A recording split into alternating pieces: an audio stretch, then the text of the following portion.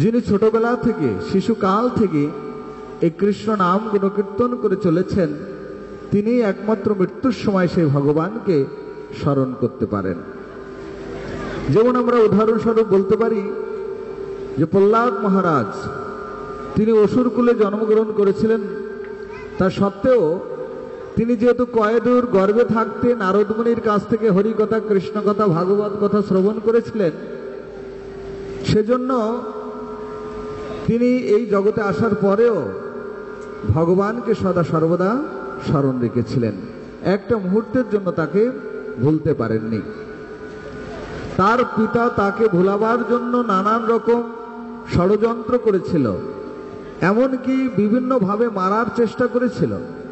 আপনারা সবাই জানেন যে প্রহ্লাদ মহারাজকে পাহাড় থেকে ফেলে দেওয়া হয়েছিল, পাগলা হাতির পায়ের নিচেই দেওয়া হয়েছিল, তাকে আগুনে দেওয়া হয়েছিল, তাকে বিষ খেয়ে মারতে চাওয়া হয়েছিল, তাকে সাপের গর্তে ফেলে দেওয়া হয়েছিল, তাকে টকবক করে তেল ফুটছে সেই তেলের মধ্যে ফেলে দেওয়া হয়েছিল।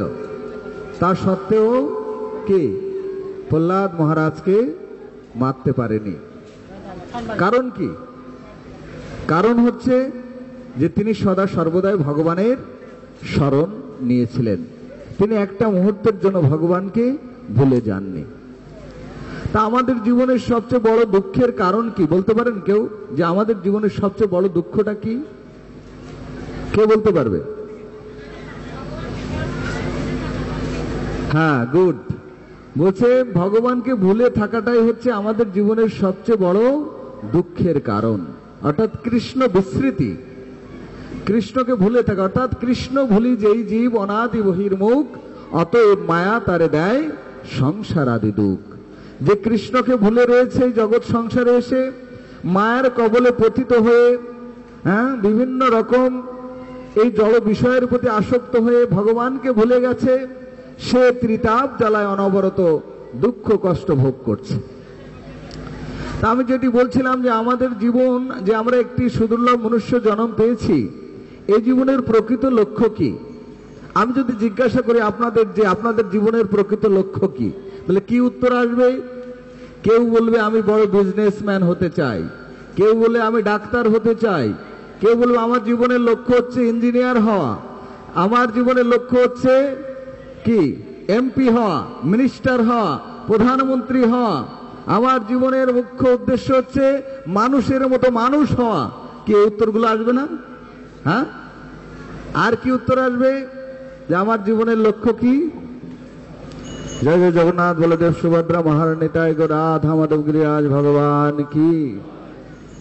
তাহলে কি কি প্রশ্ন আসছে? হ্যাঁ, কেউ বলবে যে না আমি ডাক্তার হব, ইঞ্জিনিয়ার হব, এটি আমার জীবনের লক্ষ্য। কেউ বলবে যে না আমি মানুষের মতো মানুষ হতে চাই, কেউ বলবে আমি যেন প্রতিষ্ঠিত হতে পারি, হ্যাঁ আমি যেন সমাজে দেশে প্রতিষ্ঠিত হতে পারি।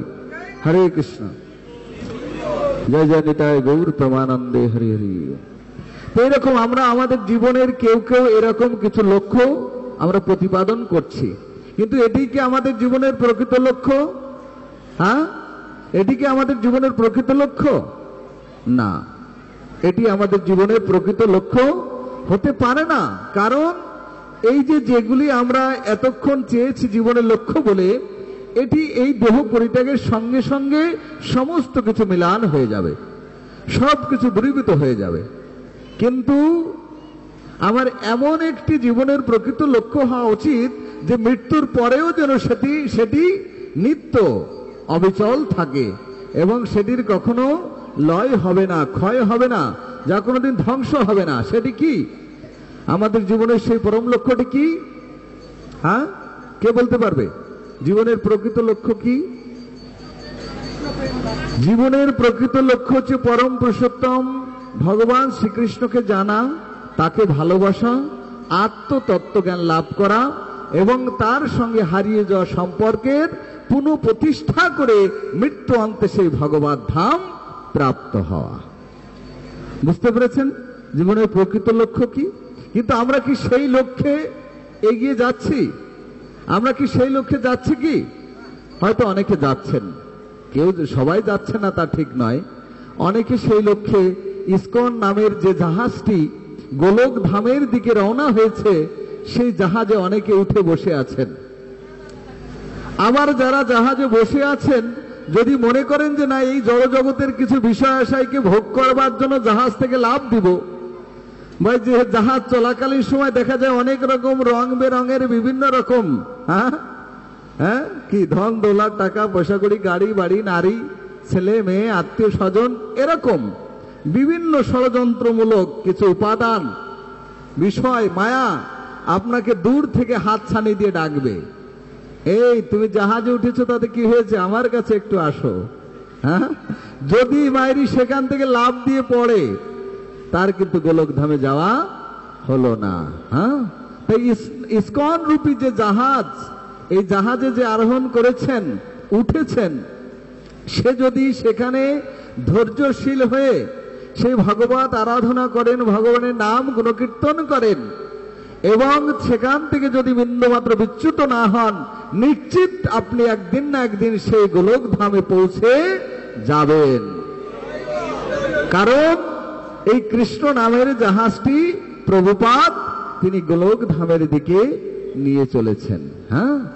আমাদের জীবনের প্রকৃত লক্ষ্য হওয়া উচিত সেই গোলক ধামে ফিরে যাওয়া। কিভাবে? প্রথমত ভগবানকে জানা, ভগবানকে জানতে হবে। আমাকে জানতে হবে, হু অ্যাম আই, আমি কে, হু ইজ গড, ভগবানকে। ভগবানকে আমরা জানি সবাই, অনেকে জানি, অনেকে জানি, কিন্তু মানে অন্তরের অন্তরস্থল থেকে জানি না। এমনি জানি যে ভগবান আছেন, একজন কৃষ্ণ আছেন, ইত্যাদি ইত্যাদি ইত্যাদি। কৃষ্ণ, কিন্তু কৃষ্ণকে স্বয়ং এই জগতের সৃষ্টির দায়িত্ব যাকে দিয়েছেন ভগবান, সে কে? ব্রহ্মা।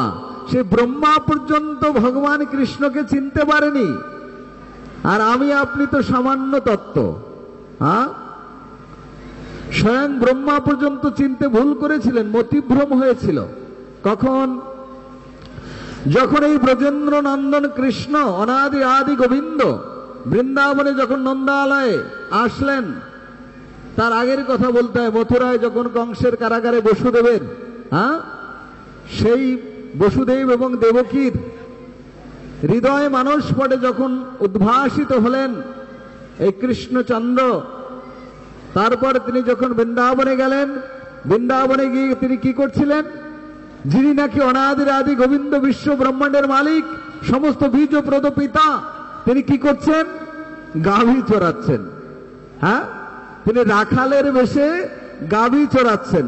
যদি এটি কেউ দেখে, কেউ কোনোদিন বিশ্বাস করবে যে উনি ভগবান? আর কি করছেন? ছোট ছোট বালকদের সঙ্গে খেলাধুলা করছেন। ছোট ছোট বালকরা কৃষ্ণের ঘাড়ে উঠছে, কৃষ্ণ আবার তাদের ঘাড়ে উঠছে। ব্রহ্মা শুনেছেন নারদ মুনির কাছে যে অনাদির আদি গোবিন্দ গোলক অধিপতি কৃষ্ণ নাকি বৃন্দাবনে আবির্ভূত হয়েছেন। তাই তিনি দর্শন করতে এসে দেখলেন, আরে এ তো ছোট বালকদের সঙ্গে কেমন জানি খেলা করছে, একে অপরের ঘাড়ে উঠছে। আরে যিনি ভগবান, তার ঘাড়ে আবার কে উঠতে পারে? এ কি? শুধু তাই নয়, যিনি সমস্ত জীবের পিতা, তিনি নাকি আজ কি করছেন? গোচারণ করছেন। গাভীদেরকে নিয়ে রাখাল বেশে তিনি গোচারণ করছেন। না না না না না না, ব্রহ্মা বলছেন না না, এটি হতে পারে না। যিনি আমার পরম প্রভু, তিনি কেন এটি করবেন? এই চিন্তা করে ব্রহ্মার মতিভ্রম হয়েছে, ভগবানকে চিনতে পারেননি। তখন তিনি মনে মনে একটা চিন্তা করলেন যে ভগবানকে পরীক্ষা করা যাক। যদি তিনি ভগবান হবেন, তাহলে আমি তার নবলক্ষ ধেনু, সিদাম, সুদাম, ধাম, বসুদাম আদি এদেরকে, সখাদেরকে নিয়ে আমি গোফার মধ্যে মায়া নিদ্রায় নিদ্রিত করে রাখবো। দেখি যদি উনি, ওই কৃষ্ণ যদি ভগবান হন, তিনি তার হৃদয় থেকে আবার সবাইকে সৃষ্টি করে নিতে পারবেন। এটি তিনি পরীক্ষার জন্য কি করলেন? তাদেরকে গুহার মধ্যে আটকে রাখলেন, মায়া নিদ্রায় নিদ্রিত করে রাখলেন। এদিকে ব্রহ্মাজি তিনি দেখছেন যে কৃষ্ণ কি করবেন। কৃষ্ণ যমুনার তীরে থেকে যখন উঠে এসেছেন বৃন্দাবনের দিকে, তিনি দেখছেন যে তার সেই নবলক্ষ ধেনু, নবলক্ষ ধেনু মানে কি? 9 লক্ষ গাভী, 9 লক্ষ, দুটো একটা নয়, বুঝতে পেরেছেন? 9 লক্ষ গাভী। তা আমরা সাধারণত যাদের গাভী আছে গ্রাম অঞ্চলে, 2-4টে থাকলে পাগল হয়ে যায় মাথা। বুঝতে পেরেছেন? 2-4টে থাকলে মাঠে নিয়ে গেলে যারা গিয়েছে তারা জানে তার পরিস্থিতি কি। হ্যাঁ, আর তিনি 9 লক্ষ ধেনু দড়ি ছাড়া, গলায় কোনো দড়ি ছিল না। বুঝতে পেরেছেন? দড়ি ছাড়া নিয়ে যেতেন, দড়ি ছাড়া নিয়ে আসতেন। হ্যাঁ, বুঝতে পেরেছেন? যে তার সেই বেনু মাধুরীমার মধ্য দিয়ে, বেনু মাধুর্য অর্থাৎ বাঁশির মধ্য দিয়ে, বাঁশির সাহায্যে তিনি তাদেরকে পরিচালনা করতেন। হ্যাঁ, তা তিনি যখন যমুনার তীরে ছিলেন, এদিকে ব্রহ্মা এই কাণ্ডটি করেছে। কৃষ্ণচন্দ্র এসে দেখেন যে তার সে 9 লক্ষ ধেনুও নেই, সকারাও নেই। অন্তর্যামী কৃষ্ণ তিনি বুঝতে পেরেছেন যে ব্রহ্মার কাজ। হ্যাঁ, ব্রহ্মা তুমি আজ আমাকে চিনতে পারলে না, ঠিক আছে। তখন কি করলেন? এই লীলাটি 1 বছর যাবৎকাল হয়েছিল। 1 বছর এই গুফার মধ্যে এই 9 লক্ষ ধেনু এবং শ্রীধাম সুদাম ধাম বসুধামকে আটকে রাখা হয়েছিল। আর কৃষ্ণচন্দ্র সঙ্গে সঙ্গে ব্রহ্মার এই কপটতা, এই পরীক্ষালব্ধ এই জিনিসটা বুঝতে পেরে তিনি তার নিজের থেকে স্বয়ং নিজে, কৃষ্ণ স্বয়ং তিনি 9 লক্ষ ভাগে ভাগ হলেন এবং শ্রীধাম সুদাম ধাম বসুধাম আদি সখা সবাইকে নিজের থেকে সৃষ্টি করে ফেললেন। 1 মুহূর্তের মধ্যে সব সৃষ্টি হয়ে গেল। হ্যাঁ, ব্রহ্মাজি এসে দেখলেন একই ব্যাপার। আমি শুনেছি যে কৃষ্ণ নাকি বৃন্দাবনের সবচেয়ে বড় চোর। হ্যাঁ, ননি চুরি করে, মাখন চুরি করে, এ চুরি করে, সে চুরি করে, বসন চুরি করে, মানে সমস্ত কিছু চুরি করে। না জানি আমার এটা জানতে পেরে কৃষ্ণ মনে হয় গুফার ভিতর থেকে সেটি চুরি করে নিয়ে এসছে। ফিরে ভিতরে গিয়ে দেখেন যে না, ঘুমিয়ে আছে। এদিকে আবার এখানে এসে দেখেন যে না, সব জাগরণ, সব জেগে আছে। হ্যাঁ, তিনি মহা বিপদে পড়ে গেলেন। এই লীলাটি 1 বছর যাবৎকাল হয়েছিল। কেন জানেন? হ্যাঁ, কৃষ্ণ যে স্বয়ং গাভী রূপে এবং সখা রূপে আবির্ভূত হলেন, এটার কারণ ছিল। কি কারণ? যে বৃন্দাবনে সমস্ত গাভী থেকে শুরু করে মায়েরা সবাই হৃদয় দিয়ে চাইতেন যে মা যশোদা যেমন করে গোপালকে দুগ্ধ পান করান, আমরাও যদি আমার সন্তানদেরকে এমন ভাবে, হ্যাঁ, যে গোপালকে যদি আমরা সন্তান রূপে পেয়ে সন্তানের মতো যদি একটু দুগ্ধ পান করাতে পারতাম। হ্যাঁ, এরকম তাদের হৃদয়ে বৃন্দাবনবাসী ব্রজবাসীদের এই অভিলাষ জেগেছিল। তো কৃষ্ণচন্দ্র তখন ছোট অবস্থায় তাদেরকে কথা দিয়েছিলেন যে আপনাদের এই মনোবাঞ্ছা একদিন পূর্ণ হবে।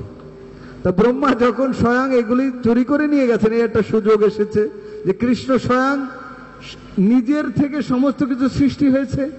হ্যাঁ, তার 9 লক্ষ ধেনু, শ্রীধাম সুদাম ধাম বসুধাম, অর্থাৎ স্বয়ং কৃষ্ণ আজ 9 লক্ষ ধেনু রূপে এবং শ্রীধাম সুদাম ধাম বসুধাম রূপে তিনি কি আবির্ভূত হয়েছেন। তা আজকে যখন সবাই যার যার মায়ের কাছে ফিরে গেল, তখন মায়ের আনন্দ যেন অন্য দিন থেকে 100 গুণ বৃদ্ধি পেয়েছে। আজ নিজেদের সন্তান বা গাভীদের সন্তানদেরকে পেয়ে গাভীরা যতটা অন্যদিন খুশি হতো না, আজ এই কৃষ্ণ রূপের এই যে গাভী এবং সখাদেরকে পেয়ে সেই মায়েদের আর আনন্দের সীমা নেই। মনে হচ্ছে যেন 100 গুণে যেন উৎফুল্লিত।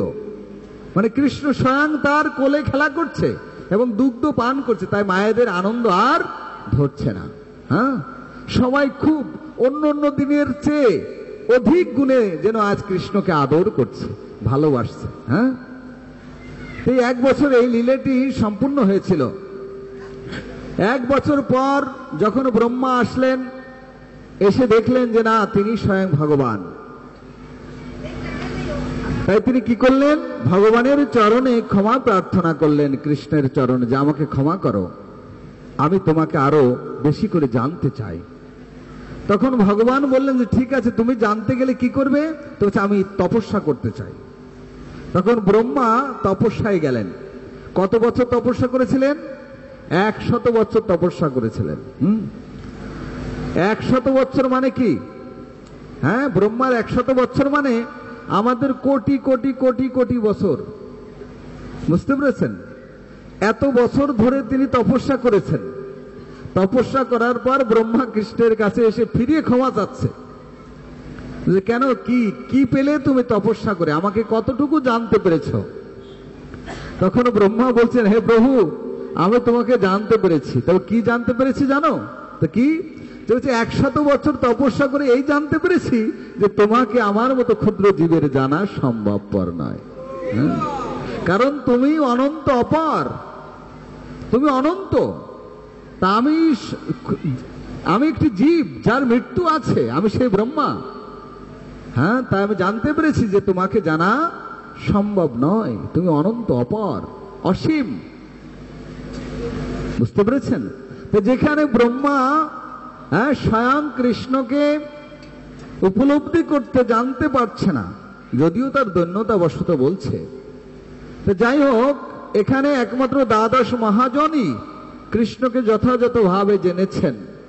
তাও যথাযথভাবে বলা চলে না, মোটামুটি জেনেছেন। কিন্তু যথাযথভাবে কৃষ্ণকে জানেন কারা? ব্রজবাসী, ব্রজবালা, ব্রজ গোপাঙ্গনাগণ, শ্রীমতী রাধারানী। হ্যাঁ, তিনি সবচেয়ে বেশি কৃষ্ণকে জানেন। তাই আমরা কৃষ্ণকে জানার চেষ্টা করতে পারি কিভাবে? একমাত্র শুদ্ধ ভক্তের সান্নিধ্যে থেকে। আমরা শুদ্ধ ভক্তের সান্নিধ্যে এসে তার আনুগত্য স্বীকার করে তবেই আমরা কৃষ্ণকে যথাযথভাবে জানতে পারি। অন্যথায় কৃষ্ণকে জানা সম্ভব নয়। আমার অনেক জ্ঞান গরিমা থাকতে পারে, অনেক ডক্টরের ডিগ্রি থাকতে পারে, অনেক পাণ্ডিত্য থাকতে পারে, কিন্তু ভগবানকে কখনোই পাণ্ডিত্য দ্বারা জানা সম্ভব নয়। কারণ ভগবান শ্রীমদ্ ভগবদ গীতাতে বলছে, ভক্তমাম অভিজানাতি, বলছে একমাত্র ভক্তির দ্বারাই আমাকে জানা যায়, অন্য কোনো কিছুর মধ্য দিয়ে আমাকে জানা সম্ভব নয়। হ্যাঁ, তাই শুধু ভক্তবৃন্দ, আমরা যদি ভগবানকে জানতে চাই তাহলে আমাদের ভক্তি যোগ অবলম্বন করতে হয়, অর্থাৎ শুদ্ধ ভগবত ভক্ত সঙ্গে ভগবানকে জানার চেষ্টা করতে হবে।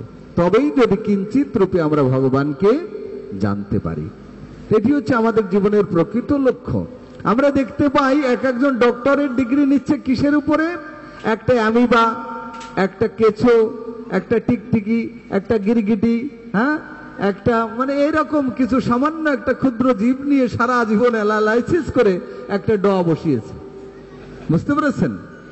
একটা জিনিস, আর এরকম জিনিস পৃথিবীতে কোটি কোটি। সেই কোটি কোটি জিনিস সম্পর্কে জানা এবং তার যে সৃষ্টিকর্তা, জয় জগন্নাথ বলদেব সুভদ্রা মহারানী কি, তার যে সৃষ্টিকর্তা তিনি হচ্ছেন অনাদির আদি গোবিন্দ শ্রীকৃষ্ণ। তাহলে তাকে জানাটা কতটা ছোট, হ্যাঁ, কি বলেন? তাহলে তার বিষয় যিনি যথাযথভাবে জানেন, তাহলে তার আগে কয়টা ড বসাতে হয়?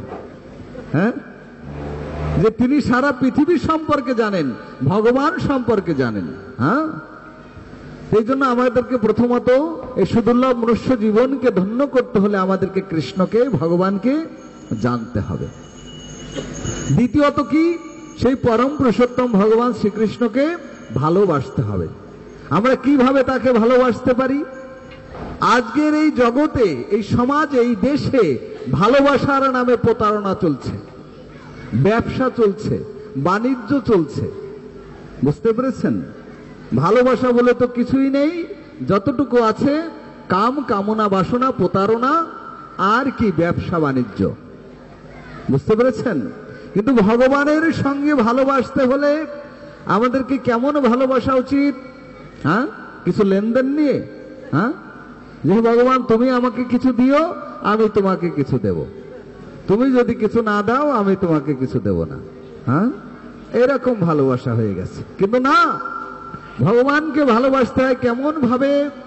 ভাগবত বলছেন, সবই পুংসাং পরধর্ম যত ভক্তির অদক সজে, অহৈতুকে অপ্রতিহতা জয় আত্মা সুপ্রসদতি। ভাগবত কি বললেন? যে সেই অদক্ষজ পরম পুরুষোত্তম ভগবান, যিনি গুণাতীত, সর্বগুণের অতীত, বলছে তাকে ভালোবাসতে হবে কিভাবে? অহৈতুকে অপ্রতিহতা ভাবে। অহৈতুকে অপ্রতিহতা ভাবে। অহেতুকে মানে কি? কোনো হেতু থাকবে না, কোনো কারণ থাকবে না। আমি আমার প্রভুকে ভালোবাসবো, এর বিষয়ে আবার কিসের কারণ থাকবে? আরে বাবা, সারা জীবন আমি তার কাছ থেকে যা নিয়েছি, তার জন্য যে ঋণী, তাই শোধ করতে পারবো না। আর আমি তাকে ভালোবাসার নামে কিছু চাইবো, এটি কি করে সম্ভব? এই হেতু কেন থাকবে? কিসের জন্য আমি তার কাছে ঋণী? আমি যখন ছোটবেলা থেকে এই জগতে এসেছিলাম তখন তিনি আমাকে কত যত্ন করে আমাকে লালন করেছেন, কি করেননি? হ্যাঁ, আমি যখন মাতৃকোল থেকে এই জগতে এসেছিলাম তখন কি নিয়ে এসেছিলাম? ছিল আমার চাকরি, ছিল টাকা, ছিল গাড়ি বাড়ি, নারী, আত্মীয় স্বজন, কিছু ছিল? কেউ ছিল না। আমি কি খাবো তাও জানতাম না। তাই আমার পরম করুণাময় পরম পুরুষোত্তম ভগবান শ্রীকৃষ্ণ আমাকে বাঁচাবার জন্য তিনি মাতৃস্তন্যে দুগ্ধ পাঠিয়ে দিয়েছিলেন। হ্যাঁ, কি দিয়েছিলেন কিনা? আর তারপরে কি করেছেন? আমরা ছোটবেলা থেকে মাকে না দেখে থাকতে পারতাম না, মা বাবা ছাড়া বেঁচে থাকতে পারতাম না। কিন্তু আজ মা বাবা ছাড়াও আমরা অনেক দূরে এসে চাকরি বাকরি করে ব্যবসা বাণিজ্য করে বেঁচে আছি কিনা? হ্যাঁ, বেঁচে আছি কিনা? বেঁচে আছি। তাহলে একটু চিন্তা করে দেখুন যে যাদেরকে আমরা সবচেয়ে প্রিয় মনে করতাম, যে পিতা মাতা ছাড়া আমরা বাঁচতে পারি না, কিন্তু আজ আমরা যদি একটা মুহূর্তের জন্য বাতাস থেকে বঞ্চিত হয়ে যায়, যদি ভগবান বাতাস বন্ধ করে দেন, হ্যাঁ, কি একটা মুহূর্তের জন্য বাঁচতে পারবো? হ্যাঁ, কিন্তু সেই বাতাস আমাদেরকে সারা জীবন তিনি আমাদেরকে দিয়ে চলেছেন। সামান্য যদি আপনি হসপিটালে ভর্তি হন, শ্বাস প্রশ্বাসে কষ্ট হয়, যদি অক্সিজেন লাগায়, তাহলে সারা দিন পরে আপনাকে কত বিল দিতে হবে?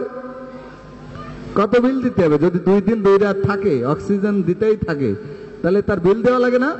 হ্যাঁ, এটা বাতাস থেকে আসে না অক্সিজেনটা, তা ওখানে বিল দেন।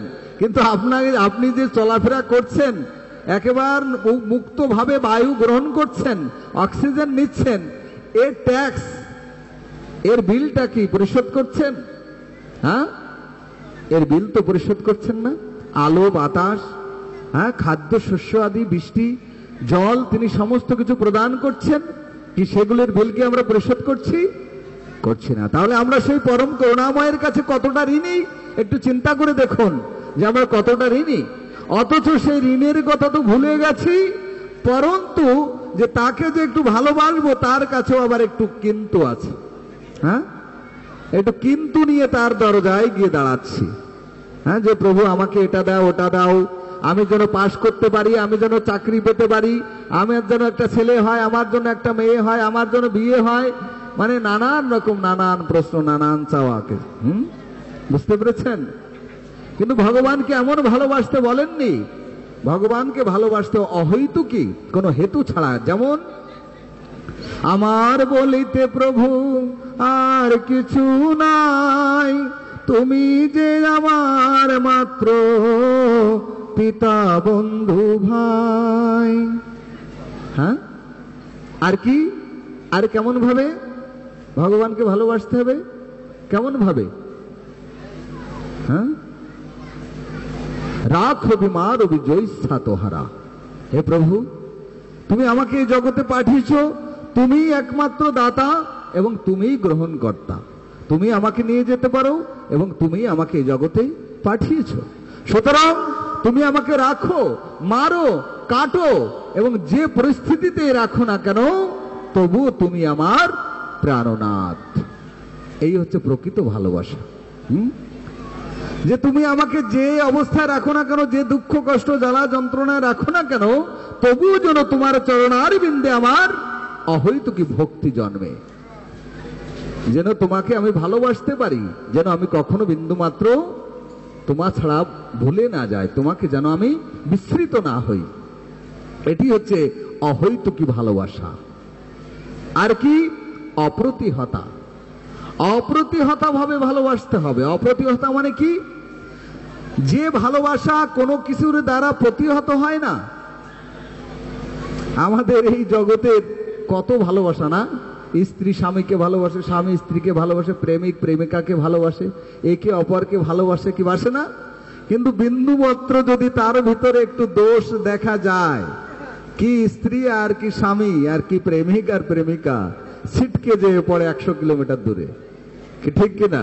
হ্যাঁ, ভালোবাসার কি কি মানে বিশ্রী অবস্থা। হ্যাঁ, বুঝতে পেরেছেন? কিন্তু ভালোবাসা এমন নয়, সাপোজ একটা স্বামী স্ত্রী সারা জীবন থেকে, হ্যাঁ, কত ভালোবাসা তাদের ভিতরে, হঠাৎ করে স্ত্রী যদি কোনো একটা কাজ করে বসে বা স্বামী একটা কিছু কাজ করে বসে, হ্যাঁ, ভালোবাসা তো দূরের কথা, মানে থুতু ফেলবে সাথে সাথে। হ্যাঁ, বুঝতে পেরেছেন? কিন্তু নয়, ভগবানের সঙ্গে ভালোবাসাটা কেমন হতে হবে? যে অহৈতুকে অপ্রতিহতা ভাবে, যে তিনি আমাকে যেভাবে রাখুন না কেন, আমি যে পরিস্থিতিতেই থাকি না কেন, যেন আমি তার ভক্তি পথ থেকে বিন্দু মাত্র বিচ্যুত না হই। হ্যাঁ, এটি হচ্ছে ভালোবাসা। যেমন উদাহরণস্বরূপ আমরা পঞ্চপাণ্ডবের কথা বলতে পারি। কত আঘাত, ঘাত, প্রতিঘাত, হ্যাঁ, এসেছে। হ্যাঁ, একদিন কি করছে, ভীষ্মদেব প্রতিজ্ঞা নিয়েছেন, 5টি বাণ রেখেছেন, যে 5 বাণে 5 ভাইকে আগামীকাল যুদ্ধে মৃত্যুদণ্ড, প্রতিজ্ঞা নিয়েছেন। বুঝতে পেরেছেন? মানে ভীষ্মদেবের প্রতিজ্ঞা মানে নিশ্চিত মৃত্যু। আর ভীষ্মদেবকে কেউ মারতে পারবে না, কারণ তার ইচ্ছা মৃত্যু। তার মানে এটা নির্ঘাত, একেবারে ধর্ম পরাজয়। এখন কৃষ্ণচন্দ্র এই সংবাদ শুনতে পেয়ে কৃষ্ণের মাথা গেছে বিগড়ে, আর ঘুম নেই, মাথার মধ্যে আর ঘুম নেই, যে ভীষ্মদেব যে প্রতিজ্ঞা করেছে 5 মানে পঞ্চ পাণ্ডবকে হত্যা করবে, এই শুনে কৃষ্ণের আর ঘুম নেই। দৌড়াতে দৌড়াতে গিয়েছে অর্জুনের কক্ষে। অর্জুনের কক্ষে গিয়ে দেখে যে খাটের পরে, হ্যাঁ, অর্জুনকে খুব আরামসে ঘুমাচ্ছে, নাক ডেকে ঘুমাচ্ছে। কৃষ্ণচন্দ্র তো তাড়াতাড়ি হইচই করে বলছে, অর্জুন, অর্জুন ওঠো, অর্জুন ওঠো। তো কি হয়েছে, কি হয়েছে, কি হয়েছে শখে, কি হয়েছে, কি হয়েছে তুমি জানো না? যে ভীষ্মদেব 5টি বাণ রেখেছে তোমাদের 5 জনের জন্য, কালকে তোমাদের সবার মৃত্যু, আর তুমি এর জন্য কোনো চিন্তা নেই তোমার? তখন অর্জুন বলছে, হে প্রভু, আমার কি চিন্তা, আমার তো কোনো চিন্তা নেই, সব চিন্তার দায়িত্ব তো তোমার পরে, আমি তো সব দিয়ে রেখেছি তোমার পরে, সুতরাং তুমি চিন্তা করে বেড়াও, আমাকে ঘুমাতে দাও। বুঝতে পেরেছেন যে কৃষ্ণ ভক্ত কতটা মুক্ত? তিনি মৃত্যুকেও পর্যন্ত ভয় পাচ্ছে না। কেন? তিনি তার জীবন যৌবন সমস্ত কিছু তিনি কৃষ্ণের চরণে সমর্পণ করেছেন। তাই বলছে, হে কৃষ্ণ, তুমি রাখো, মারো, কাটো, যেভাবে যা খুশি তুমি তাই করতে পারো, কারণ তোমাতে আমার জীবন সমর্পণ। বুঝতে পেরেছেন? এই জন্য অর্জুন আরামসে ঘুমাচ্ছে। হ্যাঁ, আর যদি সমস্ত দায়িত্ব অর্জুনের মাথায় থাকতো, কি ঘুমাইতে পারতো? হ্যাঁ, ঘুমাইতে পারতো না। তো তদ্রূপ কৃষ্ণ ভক্ত কি করেন? তিনি সদা সর্বদা কৃষ্ণের চরণে সমর্পিত প্রাণ। তাই তিনি কি করেন? অহৈতুক অপ্রতিহতা ভাবে, হ্যাঁ, তার প্রতি তিনি নিষ্ঠাবান হয়ে তার চরণার বিন্দে নিজেকে আশ্রয় করে নেন। এটি হচ্ছে প্রকৃত ভালোবাসা। হ্যাঁ, যে ভগবানকে ভালোবাসতে হবে এমন করে যে তিনি যেভাবে নাচাবেন ঠিক সেইভাবে নাচবো। হ্যাঁ, বলছে না যে চৈতন্য চরিতামৃত বলছে, একলা ঈশ্বর কৃষ্ণ আর সব বৃত্ত, যারে জয়ীছে নাচায় সে তৈছে করে নিত্য। হ্যাঁ, কৃষ্ণ যেভাবে নাচায় কৃষ্ণ ভক্ত সেইভাবে নাচে। হ্যাঁ, কিন্তু জড়জগতের কিছু ব্যক্তিত্ব, জড়জগতের একটি ব্যক্তিত্ব, তারা মনে করে যে না, কৃষ্ণই আমাকে নাচাচ্ছে, কিন্তু না, এটি ভুল চেতনা। বলছে কৃষ্ণ ভক্তদের দায়িত্ব স্বয়ং কৃষ্ণ গ্রহণ করেন, আর কৃষ্ণ ভক্ত যারা নন, যারা কৃষ্ণের শরণাপন্ন হননি, সম্পূর্ণরূপে সারেন্ডার করেননি, কৃষ্ণ তাদের দায়িত্ব গ্রহণ করেন না। বলে যে কেন? কারণ তিনি সরাসরি মহামায়া দুর্গা দেবীর কাছে দায়িত্ব দিয়ে দেন, যে যাও তুমি ত্রিতাপ জ্বালায় হাবুডুবু খাওয়াও। হ্যাঁ, যেমন উদাহরণস্বরূপ বলা যায়, বাংলাদেশের সরকার কাদের দায়িত্ব গ্রহণ করেন? সরকার কাদের দায়িত্ব গ্রহণ করেন? সরাসরি যারা কি যথার্থ সিটিজেন, অর্থাৎ যথার্থ সুনাগরিক, যারা সুনাগরিক তাদের দায়িত্ব সরকার সরাসরি গ্রহণ করেন। আর যারা যথাযথ নাগরিক নয়, উচ্ছৃঙ্খল, আইন অবমাননা করে চলে, তাহলে তাদের দায়িত্ব কাদের উপরে দেওয়া আছে? Police, RAB, army. হ্যাঁ, বুঝতে পেরেছেন? প্রশাসনের উপরে। হ্যাঁ, তা ঠিক এই জড়জগতের প্রশাসনের দায়িত্বে আছে দুর্গা দেবী। হ্যাঁ, বুঝতে পেরেছেন? তা যদি আমরা কৃষ্ণ ভক্ত না হই, কৃষ্ণের চরণে সমর্পিত না হই, তা কৃষ্ণ তাকে দেখেন না, তাকে পাঠিয়ে দেন দুর্গা দেবীর কাছে, যাও ত্রিতাপ জ্বালায় ডোবদীভূত হও। হ্যাঁ, আর দুর্গা দেবীর কাছে গিয়ে যদি আমরা কৃষ্ণকে ভুলে থাকি, তাহলে দুর্গা দেবী আমাদেরকে কি দিবেন? হ্যাঁ, অসুরদেরকে কি দেয়? অসুর বধ করছিল না দুর্গা দেবী? কিভাবে? ত্রিশূল দিয়ে। ত্রিশূল মানে কি? তিনটি শূল, মানে তিনটি জ্বালা। হ্যাঁ, কি কি? আদি ভৌতিক জ্বালা, আদি আত্মিক জ্বালা, আর আদি কি দৈবিক জ্বালা। এই তিনটে জ্বালা দিয়ে তিনি আমাদেরকে কি হাবুডুবু খাওয়ায় এই সাগরে। কিসের জন্য? মিছে মায়ার বসে যাচ্ছ ভেসে, খাচ্ছ হাবো ডুবু ভাই, রাধা কৃষ্ণ বল বল বলো রে সবাই। বলছে মিছে মায়ার বসে যাচ্ছে ভেসে, যারা মিথ্যা মায়ার বসে ভেসে ভেসে বেড়াচ্ছে, হ্যাঁ, তাদেরকে কি করে? হাবুডুবু খাওয়ায়। হাবুডুবু মানে বোঝেন তো? হ্যাঁ, দণ্ডজনে রাজা যেন নদীতে চুবায়। আগের কালে দণ্ডজনে রাজারা কিভাবে শাস্তি দিতে জানেন? দণ্ডদের, যারা দণ্ডপ্রাপ্ত, যারা পাপী ছিল, অপরাধী ছিল, তাদেরকে কিভাবে শাস্তি দেওয়া হতো জানেন আপনারা? হ্যাঁ, চুলের মুঠি ধরে নিয়ে নদীতে নেওয়া হতো। নদীতে নিয়ে গিয়ে চুলের মুঠি ধরে একবার, হ্যাঁ, নিচের দিকে ঠাসা আর একবার উপরের দিকে উঠানো। হ্যাঁ, তো যখন নিচের দিকে ধরে রাখা হয় তখন কেমন মনে হয়? জীবন যায় যায় অবস্থা। যদি কেউ ঠেসে ধরে, হ্যাঁ, তাহলে অবস্থা কেমন হয়? আবার যদি কিছুক্ষণের জন্য উঁচু করে, হ্যাঁ, শ্বাস ছেড়ে বলে যে হ্যাঁ বেঁচে গেছি, কিন্তু একটু পরে আবার দিবে, এক ঠাসায় তো হবে না। হ্যাঁ, তো এরকম মহামায়া দুর্গা দেবী আমাদের এই সংসার সাগরে নিমজ্জিত করে এমন ভাবে হাবুডুবু খাওয়াচ্ছে। কেমন ভাবে? যখন আমার একটু টাকা পয়সা করি হচ্ছে, হ্যাঁ, যখন একটা ভালো চাকরি হচ্ছে, তখন মনে হচ্ছে যেন আমি বেঁচে উঠেছি। হ্যাঁ, নিঃশ্বাস ছেড়ে বাঁচার স্বপ্ন দেখে, কতকাল আমি বাঁচবো। হ্যাঁ, আর একটু পরে যদি ওই কোটি টাকা ছিনতাই হয়ে যায়, সাথে সাথে ডুবু। হ্যাঁ, সাথে সাথে আবার ডুব খায়। বুঝতে পেরেছেন? আবার কি করে? যদি না সুন্দরী একটা বিয়ে করতে পারে, তখন আবার একটু বাঁচার স্বপ্ন দেখে। আবার ওই স্ত্রী যখন একটু আঘাত দেয়, আবার ডুব খায়। বুঝতে পেরেছেন? মরে যাওয়াই ভালো। এটা হচ্ছে হাবুডুবু সংসারের। আবার মনে করে যে না, ঠিক আছে, সন্তান কবে আমাকে একটা বাবা বাবা বলে ডাকবে, হ্যাঁ, সেই অপেক্ষায় থাকে। থেকে যখন ডাকটা শুনে আবার জেগে ওঠে। হ্যাঁ, একটু পরে ওই সন্তান যখন বুকে লাথি মারে, তখন কি করে? আবার ডুব খায়। হ্যাঁ, এইভাবে হাবুডুবু খেতেই আছে এই সংসার মাঝে। কিন্তু তারপরেও জীবের চেতনা নেই। চেতনা নেই যে এই মহামায়ার কোলে আমি হাবুডুবু খাচ্ছি, আমি কৃষ্ণকে ভুলে গেছি, আমি আমার পরম প্রভু পরম করুণাময়কে ভুলে গিয়ে মায়ার সাগরে হাবুডুবু খাচ্ছি। কেন? আমি না দুর্লভ মনুষ্য জন্ম পেয়েছি? আমার জীবনের পরম লক্ষ্য কি? আমার না পরম লক্ষ্য পরম পুরুষোত্তম ভগবান শ্রীকৃষ্ণকে জানা, তাকে ভালোবাসা, আর কি আত্মতত্ত্বজ্ঞান লাভ করা। আমি কি সেই আত্মতত্ত্বজ্ঞান লাভ করেছি?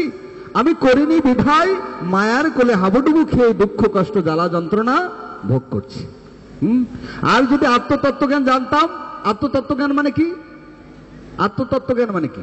যে আমি কে, আমি কোথা থেকে এসেছি, কি আমার পরিচয়, কি বা আমার কর্তব্য, আর মৃত্যু অন্তে আমি যাব কোথায়। এই প্রশ্নের উত্তর যিনি যথাযথভাবে জানেন, তিনি অবিচলিত, তিনি ধীর স্থির, তিনি স্থিতপ্রজ্ঞ পণ্ডিত ব্যক্তি, তিনি কোনো কিছুতে মুহ্যমান হন না। যেটা বলছেন কি গীতাতে, দেহিন অস্মিন যথা দেহ মারং যৌবনং জরা তথা দেহান্তর প্রাপ্তির ধীর স্তোত্র নাম জ্যোতি। বলছি a sober person is not bewildered by such a sense। বলছি স্থিতপ্রজ্ঞ পণ্ডিত ব্যক্তিরা এই পরিবর্তনে কখনো মুহ্যমান হন না, কারণ তিনি জানেন যে আমি কে, আমি কোথা থেকে এসেছি, কি আমার পরিচয়। তাহলে আমি কে? হু অ্যাম আই? অনেকে প্রশ্ন করতে পারেন যে আমি কে। কেউ বলতে পারে আমি জজ, আমি ব্যারিস্টার, আমি উকিল, আমি ডাক্তার, আমি নেতা, আমি অমুক তমুক সাতবাজ, আমি গৃহস্থ, আমি সুন্দরী, আমি রূপসী, আমি নারী, আমি পুরুষ, ইত্যাদি ইত্যাদি ভাবে তার পরিচয়কে পরিব্যাপ্ত করতে পারে। কিন্তু এটি আমাদের জীবনের প্রকৃত পরিচয় নয়। এই জগতে সবাই সবাইকে প্রশ্ন করছে, কিন্তু কেউ কি কোনোদিন কোনো স্কুল কলেজে ভার্সিটিতে বা কারোর কাছে কোনোদিন প্রশ্ন করেছে যে আমি কে? এই প্রশ্নটি করেছে কেউ? কেউ কোনোদিন করেনি। কিন্তু শ্রীল প্রভুপাদ তিনি সেই শিক্ষা দিয়েছেন, গীতার শিক্ষা, যে আমি কে, অ্যাকচুয়ালি কে আমি। Actually we are not this body, actually we are individual soul. যে আমরা এই জড় দেহ নই, আমরা পরম পুরুষোত্তম ভগবানের অবিচ্ছেদ্য অংশ, স্বতন্ত্র আত্মা। হ্যাঁ, আমি এই দেহ নই, কিন্তু দেহের পিছনেই তো সারা জীবন খেটে খেটে খেটে খেটে খাটতে খাটতে খাটতে খাটতে জীবনের সব সময় চলে গেল শুধু দেহের পিছনে। হ্যাঁ, যে দেহ পোড়ালে হবে এক মুষ্টি ছাই, আর মাটির তলে দিলে হবে এক মুষ্টি মাটি। হ্যাঁ, আর সেই দেহের পিছনে সারা জীবন মূর্খের নাই শুধু কর্মের প্রতি প্রাধান্য দিয়ে এই দেহটাকে পরিপুষ্ট করবার জন্য যারা পরিশ্রম করছে, তারা একমাত্র কর্মকাণ্ডীয় ছাড়া আর কিছু নয়। হ্যাঁ, এই জন্য আমাদের উচিত কি, এই দেহের পাশাপাশি সেই আত্মাটাকে যথাযথভাবে যত্ন গ্রহণ করা। কারণ আমি হচ্ছি সেই বস্তু যিনি হচ্ছেন আত্মা। আমি তো এই দেহ নই, আমি তো আত্মা। তাহলে কি আমার আত্মার যত্ন নেওয়া দরকার কিনা?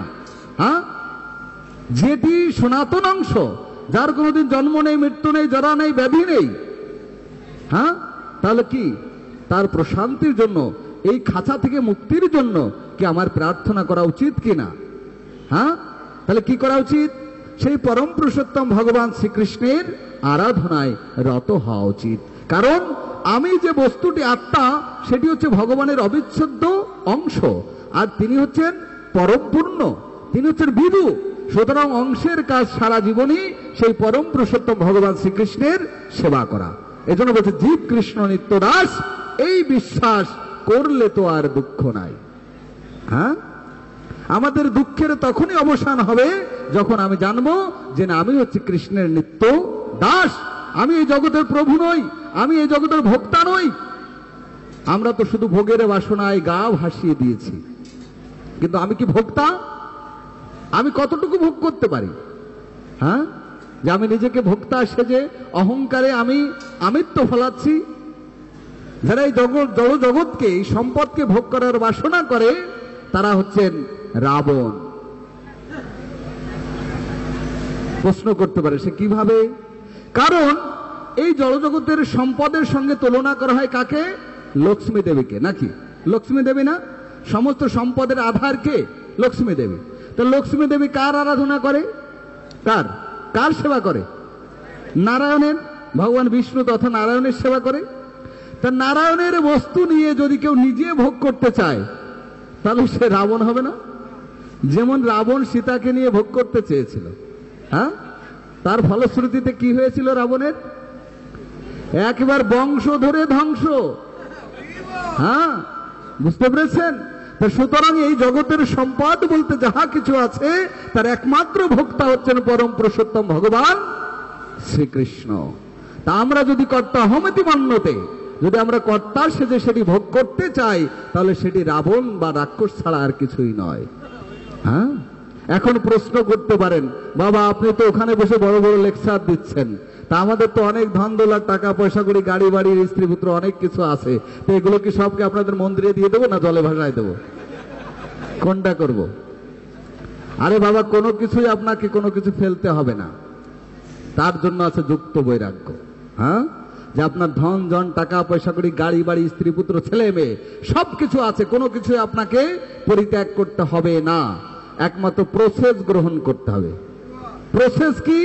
প্রসেস হচ্ছে যে ভগবানের যে সম্পদ আদিগুলি রয়েছে, সেগুলি আপনাকে সিস্টেমেটিক ওয়েতে ব্যবহার করতে হবে। সিস্টেমেটিক ওয়ে মানে কি? আপনি যেগুলি পেয়েছেন সেগুলি ভগবানকে সমর্পিত করতে হবে। কিভাবে কিভাবে আপনি সমর্পিত করবেন? যে আপনার সমস্ত কিছু আছে সবাইকে কৃষ্ণ ভাবনায় ভাবিত করুন। আপনার যে সম্পদ আছে কৃষ্ণ ভাবনায় যুক্ত করুন। আপনার স্ত্রী পুত্র ছেলে মেয়ে সবাইকে নিয়ে কৃষ্ণ প্রসাদ গ্রহণ করুন। হরে কৃষ্ণ মহামন্ত্র জপ করুন, একাদশী ব্রত পালন করুন। তাহলে নিবেদিত কৃষ্ণের সেই প্রসাদ রূপে আপনি সেটি গ্রহণ করতে পারেন। অন্যথায় আপনি যদি কৃষ্ণকে ভালো না বেসে তাকে আরাধনা না করে আপনার ইন্দ্রিয় তোষণ করেন, তাহলে সেটি হবে কি? সেটি হবে হচ্ছে কাম, সেটি কখনো প্রেম হতে পারে না। তাই প্রসেস হচ্ছে কি, যে ভগবানকে নিবেদন করে গ্রহণ করা। এখন প্রশ্ন আসতে পারে যে ভগবানকে কি নিবেদন করা যায় আর কি নিবেদন করা যায় না। ভগবান স্পষ্ট করে শ্রীমদ্ ভগবদ গীতাতে বলছেন যে আমাকে কি নিবেদন করা যায় আর কি নিবেদন করা যায় না। তিনি নবম অধ্যায়ের 26 নম্বর শ্লোকে বলছেন, পত্রং পুষ্পং ফলং তং যেম ভক্ত প্রযুজ্যতি। যে ভক্ত ভক্তি মূলত অন্তরে হৃদয় থেকে আমাকে কি করে, নিরামিষ আদি দ্রব্য বস্ত্র কি পত্র পুষ্প ফল জল, এই বলতে বোঝানো হয়েছে শাক সবজি তরি তরকারি চাউল ডাল দধি দুগ্ধ মাখন আদি যে সাত্বিক বস্তুগুলি, এগুলি ভগবানকে নিবেদন করে গ্রহণ করার অনুমোদন করা হয়েছে। অন্যথায় আর অন্য কোন দ্রব্য ভগবানকে নিবেদন করার কথা বলা হয়নি। অন্যথায় যেহেতু ভগবানকে নিবেদন করা যাবে না, তাহলে সেটি আমি কখনো গ্রহণ করতে পারি না। বুঝতে পেরেছেন? সেই শ্লোকের অর্থ ধরে 3 অধ্যায়ের কর্মযোগের 13 নম্বর শ্লোকে ভগবান বলছেন, যজ্ঞা শিষ্টা শিনো সন্তমোচ্চন্তে সর্বকিলবিষয়ী ভুঞ্জতে তেতু অগম পাপা যে পচন্তি আত্মকারণাৎ। বলছে যে সমস্ত ভগবদ ভক্ত অন্নাদি নিবেদন করে প্রসাদ রূপে সেই প্রসাদ গ্রহণ করে, সে সমস্ত পাপ থেকে মুক্ত হয়। আর যারা নিজের ইন্দ্র তৃপ্তির জন্য অন্ন আদি পাক করে খায়, তারা পাপী, তারা পাপ ভোজন করে, তারা চোর। বুঝতে পেরেছেন? তাকে আমরা চোর হতে চাই, পাপী হতে চাই, নাকি শুদ্ধ ভগবদ ভক্তি জীবন পালন করতে চাই? কোনটি? শুদ্ধ ভগবদ ভক্তি জীবন পালন করতে চাই। তা যদি করতে চাই, তাহলে আমাদেরকে কি করতে হবে? সেই যথার্থ যুক্ত বৈরাগ্য অবলম্বন করতে হবে, যে আমার সমস্ত সম্পদগুলি ভগবানকে নিবেদন করে সেটি গ্রহণ করতে হবে। তবেই হবে কৃষ্ণের সংসার। কৃষ্ণেরও সংসারও করো ছাড়ি অনাচার, জীবে দয়া কৃষ্ণ নাম সর্বধর্মসার। কৃষ্ণেরও সংসার করো। সংসার করতে তো ভগবান নিষেধ করেনি, কিন্তু তাই বলে মায়ার সংসার নয়। 100টি সংসারের মধ্যে 99টিরও বেশি সংসার মায়ার সংসার, আর একটা যদি শতকরা পাওয়া যায় কৃষ্ণের সংসার। কৃষ্ণের সংসার মানে কি? যে সংসারে একমাত্র কৃষ্ণ হচ্ছেন মালিক, তিনি হচ্ছেন মধ্যবিন্দুতে অবস্থান করছেন, তার সিংহাসন। সদা সর্বদা তাকে স্মরণ করছেন তার পরিবার সবাই, তার নাম গুণকীর্তন করছেন, তার সেবায় সবাই তাকে তার চরণে সমর্পিত, এবং কৃষ্ণ প্রসাদ ছাড়া কোনো কিছু গ্রহণ করেন না, এবং কৃষ্ণ ভাবনায় ভাবিত। বলছে তিনি হচ্ছেন কৃষ্ণের সংসার করছেন। স্ত্রী পুত্র ছেলে মেয়ে আত্মীয় স্বজন নিয়ে তিনি কৃষ্ণের আরাধনা করছেন, এটিকে বলে কৃষ্ণের সংসার। আর যারা নিজের ইন্দ্র তৃপ্তির জন্য সংসার করছে, তাকে বলা হয় মায়ার সংসার। এখন চিন্তা করে দেখুন যে মায়ার সংসার করবেন না কৃষ্ণের সংসার করবেন। মায়ার সংসার করলে কি হবে? ত্রিতাপ জ্বালায় দগ্ধীভূত হয়ে ওই হাবুডুবু খেতে হবে, আবার 84 লক্ষ জনিতে পদার্পণ করতে হবে। কখনো বা পশু পাখি কীট পতঙ্গ গাছপালা কৃমি কীট এই জনিতে আপনাকে পদার্পণ করতে হবে। তো চিন্তা করে দেখুন যে আপনি কি সংসার করবেন। তো এইভাবে বলছে যে আমাদেরকে ভগবানকে ভালোবাসতে এবং আত্মতত্ত্বজ্ঞান লাভ করতে হবে, যে আমি পরম পুরুষোত্তম ভগবান শ্রীকৃষ্ণের নিত্য দাস, আর তিনি হচ্ছেন নিত্যকালের প্রভু। সুতরাং আমার কর্ম হবে কি? ভগবানকে ভালোবাসা, তার আরাধনা করা, তার নাম গুণকীর্তন করা। বুঝতে পেরেছেন যে আত্মতত্ত্বজ্ঞান কি? যে আমি কে, আমি কোথা থেকে এসেছি, কি আমার পরিচয়, এবং কি আমার কর্তব্য। আমার কর্তব্য কি? আমার কর্তব্য হচ্ছেন যে অংশের কাজ যেমন পুণ্যের সেবা করা, ঠিক আমার কর্তব্য হচ্ছে সেই পরম পুণ্য পরম পুরুষোত্তম ভগবান শ্রীকৃষ্ণকে সেবা করা। এবার লাস্টটা কি? যে ভগবানের সঙ্গে হারিয়ে যাওয়া সম্পর্কের পুনঃপ্রতিষ্ঠা করা। ভগবানের সঙ্গে আজ আমাদের সম্পর্ক হারিয়ে গেছে, গেছে কিনা? সম্পর্ক হারিয়ে গেছে, কোনো সম্পর্ক নেই। এখন সম্পর্ক হয়েছে আমার স্ত্রী, ছেলে মেয়ে, গাড়ি, বাড়ির সাথে, তার আত্মীয় স্বজনের সাথে খুব সম্পর্ক। এত কিছু পেয়ে আমি আমার পরম প্রভু পরম নিয়ন্তা পরম পুরুষোত্তম ভগবান শ্রীকৃষ্ণকে ভুলে গেছি। তার সাথে সম্পর্কচ্যুত হয়ে গেছে, যার কারণে এই সংসারে আমি দুঃখ কষ্ট জ্বালা যন্ত্রণা ভোগ করছি। হ্যাঁ, কারণ সম্পর্ক না হলে তো তাকে ভালোবাসা যায় না, নাকি? কারোর সঙ্গে কারোর সম্পর্ক না হলে কিন্তু এত দূর আসতে পারতেন না। একটা কন্যা যখন অবিবাহিত অবস্থায় ছিল, সে কি জানতো যে তার স্বামী কে হবে? হ্যাঁ, আর সেই ছেলেটাও জানতো না যে কে আমার স্ত্রী হবে। যখন বাবা মা দেখাশোনা করে একে অপরের হাত ধরে বলে দিল যে না, তোমরা আজকে থেকে সম্পর্ক কি স্বামী আর স্ত্রী, হ্যাঁ, সম্পর্ক করে দিল। দেওয়ার ফলে কি হলো, একে অপরের সাথে বেশ থাকা থাকি, একসাথে খাওয়া, একসাথে ঘুমানো, একসাথে সবকিছু করতে করতে একটা অন্তরের টানে, হ্যাঁ, এখন কি বলে যে আমি তোমাকে ছাড়া বাঁচবো না, আর তুমি তোমাকে মানে আমাকে ছাড়া তুমি বাঁচবে না, মানে এরকম অবস্থা কি, ঠিক কিনা? এরকম পরিস্থিতিতে চলে এসছে না? তা ঠিক এরকম একটা সম্পর্ক আমাদের ভগবানের সঙ্গে করতে হবে। যেদিন আমরা বলতে পারবো হে গোবিন্দ, হে কৃষ্ণ, আমি তোমাকে ছাড়া বাঁচতে পারি না, আমি তোমাকে ছাড়া বাঁচবো না, কি এরকম একটা সম্পর্ক আমাদের ভগবানের সঙ্গে সম্পর্কিত হতে হবে। সে কি কি সম্পর্কে সম্পর্কিত হয়ে যাওয়া যায়? কি কি সম্পর্কে? যেমন প্রথমত দাস্য ভাব, দাস্য ভাবে তার সঙ্গে সম্পর্কিত হওয়া যায়, যে তিনি প্রভু আর আমি হচ্ছি দাস, অর্থাৎ দাসের কর্তব্য চিরকাল সে প্রভুর চরণ তলে সেবা করা, এই সেবায় আনন্দ। আর দ্বিতীয়ত হচ্ছে সখ্য ভাব, ভগবানের সঙ্গে সখা ভাব, যেমন শ্রীরাম সুদাম ধাম বসুধাম, সখ্য ভাবে ভগবানের সঙ্গে লীলাবিলাস করেছেন, হ্যাঁ, সে সখ্য ভাব যে ভগবান আমার বন্ধু, কি এটা চিন্তা করা যায়? হ্যাঁ, আরে দাস হতে তাই ভয় করে, আর বন্ধু, হ্যাঁ। তারপরে কি ভগবানের সঙ্গে আরেকটি সম্পর্ক কি করা যায়? বাৎসল্য, যে ভগবান আমার ছেলে, কি এটা চিন্তা করা যায়? হ্যাঁ, ভগবান হচ্ছে আমার সন্তান, এই সন্তান জ্ঞানে তাকে সেবা করা। যেমন মা যশোদা, হ্যাঁ, দেবকী, তিনি কৃষ্ণকে সন্তান জ্ঞানে ভালোবেসেছেন। আর সবচেয়ে উত্তম ভাবটি কি? মাধুর্য, মাধুর্য অর্থাৎ কৃষ্ণকে স্বামী রূপে ভালোবাসা। হ্যাঁ, এই জগতের লোক পারবে না, একমাত্র বৃন্দাবনের ব্রজবাসীরা পেরেছিল। হ্যাঁ, তাই বলছি যে মাধুর্য রস একমাত্র বৃন্দাবনেই আছে, আর বৃন্দাবনের বাইরে মাত্র আড়াই রস, শান্ত দাস্য আর সখ্যের হাফ, পূর্ণ সখ্য হয় না, হাফ সখ্য, হ্যাঁ, আর শান্ত আর দাস্য। তো এই জন্য আমাদের ভাবটি থাকা দরকার কি? সবচেয়ে বেটার দাস্য ভাব, দাস্য ভাবে সেই পরম পুরুষোত্তম ভগবান শ্রীকৃষ্ণের সঙ্গে সম্পর্কিত হওয়া। তো এরকম একটা সম্পর্ক স্থাপন করা দরকার। যাদের সম্পর্ক হয়নি তাড়াতাড়ি সম্পর্ক করুন, আর যাদের হয়েছে সেটাকে আরো গাঢ় করুন, কি ঠিক বলছে কিনা? হ্যাঁ, কৃষ্ণের সঙ্গে এরকম একটি সম্পর্ক থাকলে কি হবে জানেন? যে মৃত্যুর সময় সেই প্রভুকে আমি স্মরণ করতে করতে মৃত্যুবরণ করতে পারবো। হ্যাঁ, অন্যথায় যদি তা না হয় তাহলে মৃত্যুর সময় আমি সারা জীবন যা করেছি শুধু তাই চিন্তা হবে। হ্যাঁ, তখন আমার গতি হবে কি? হ্যাঁ, তখন আমার গতি হবে অধঃপতন। আমি অধঃপতিত হয়ে যাব, আবার 84 লক্ষ জনই ঘান টানতে হবে। হ্যাঁ, বুঝতে পেরেছেন? ঘান টানা বোঝেন তো? হ্যাঁ, ঘান টানা বোঝেন? মানে সরিষার তেল ভাঙায় জানেন? তেল ভাঙায় গরু দিয়ে ভাঙাতো আগে, আর তার আগে হাত দিয়ে করতো। কি কষ্ট, বুঝতে পারছেন? এই হচ্ছে বিষয়, যে আমাদেরকে ভগবানের সঙ্গে সম্পর্ক যুক্ত হয়ে সেবা করতে হবে।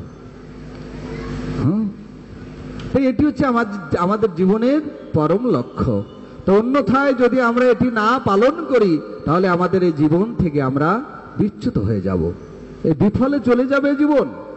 তাই তো নরোত্তম দাস ঠাকুর বলছেন, হরি হরি বিফলে জনম গায়ন মনুষ্য জনম পায়া রাধা কৃষ্ণ না ভজিয়া জানিয়া শুনিয়া বিষ খাইন।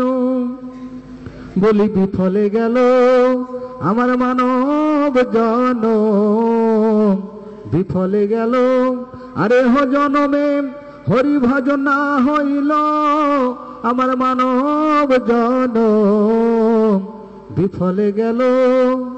যদি এহেন দুর্লভ মনুষ্য জন্ম পেয়ে এই রাধা গোবিন্দের ভজন না হলো, তাহলে কি বলি, আমার বাঁচার থেকেও মরাই ভালো, জীবন রাখার থেকে না রাখাই ভালো। আরে বাবা, এরকম শত শত বছর তো একটা বট গাছও বেঁচে আছে, কিন্তু যদি কৃষ্ণ সেবায় না লাগে তা কোটি কোটি বছর বেঁচে থাকলেও বা কি লাভ? আবার যদি 5-7 বছর 10 বছর বেঁচে থেকে কৃষ্ণ নাম গুণকীর্তন করতে করতে হাসি আনন্দে যদি মৃত্যুকে বরণ করে নেয়, সে নিশ্চিত গোলক ধাম প্রাপ্ত হবে। বুঝতে পেরেছেন? নিতাই গো সীতারাম হরি হরি বল। এটি হচ্ছে বিষয় যে আমাদের মৃত্যু। এই জন্য আমাদের সুবক সাই মহারাজ বলেন কি জানেন, যে সাধন করো ভজন করো, মরতে জানলে হয়। বুঝতে পেরেছেন? যে আমাকে মরার সময় ভগবানের নাম করতে করতে আমাকে মরতে হবে। আর যদি তা হয়, অনেকে চিন্তা করতে পারে যে না, তাহলে মরার সময় কৃষ্ণ নাম করতে করতে মরবো, আর এখন একটু যা খুশি তাই করে নিই নাকি? এরকম চিন্তা করেছিল। যেমন অজামিল, তিনি সারা জীবন পাপ কর্ম আদি করে মৃত্যুর সময় নারায়ণ করতে করতে বৈকুণ্ঠে গতি হয়েছিল। এই চিন্তা করে একজন ভদ্রলোক, ভদ্র ব্যবসায়ী, তিনি চিন্তা করলেন যে অজামিল যদি নারায়ণ করতে করতে তার পুত্রের নাম ডাকতে ডাকতে বৈকুণ্ঠ লোক প্রাপ্ত হয়, তাহলে আমিও সারা জীবন ব্যবসা বাণিজ্য করে মৃত্যুর সময় ছেলেদের নাম রাখবো কি?